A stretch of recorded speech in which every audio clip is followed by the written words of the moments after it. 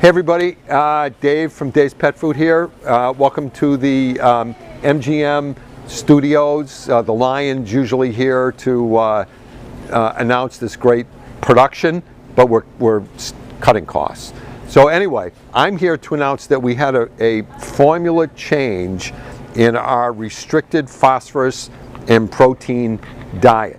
So if you were using this, the deal was, we got, truthfully, a lot of complaints that the food was not that palatable, the food was dry, there was issues, so we changed formulas. And let me tell you how I got to the new formula.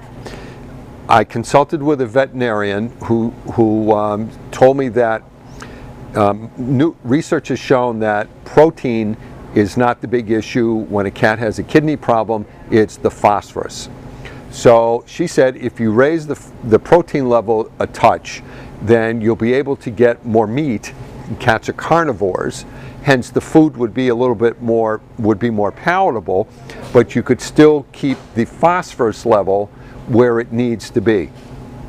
So in discussing where the phosphorus level should be, she said, here is my feeling.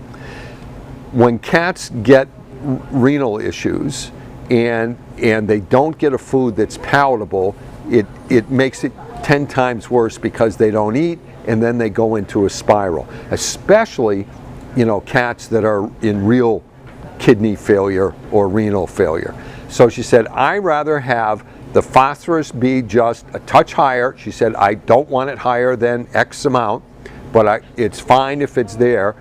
Raise up the protein, so let's make it so that the cat will eat. That's my biggest concern, is I want the cat to eat. So here's the important part. The phosphorus level on the old can was a minimum of 0.8, which really didn't do you any good because you needed to know what's the maximum. So the new formula, they sort of look the same. This one's a little bit moister. The new formula is, let me get it, is a minimum of 0.2, I'm sorry, that's a maximum of 0.2 and a minimum of 0.06. So we put the max, which I'm going to go out on a limb and say it won't be that high, but we just don't want some worst case scenario where it comes out and it's higher than 0.2. It'll be somewhere in the middle, which is much, much, much lower than any commercial foods. So the protein level is, we just put them in. Now here's the important part on both of these cans. They are for intermittent feeding only. Why? Because they're so low in those minerals, in the phosphorus, that the feds say, well, if the cat's problem goes away, we don't want you feeding it anymore. We want it on a regular maintenance diet. But the fact of the matter is, once your cat is at the point where it needs a special diet, chances are it's not going back to a regular diet anyway. So again, it's made in Utah, and it's carrageenan free, which is a big concern to many of my cat lady friends who call our office all the time. And it's now just called, it's labeled with a new formula, and we called it restricted phosphorus. The old one was restricted protein and phosphorus. So this is really important. I cannot say to you this is for cats with kidneys because we have not done studies on this food.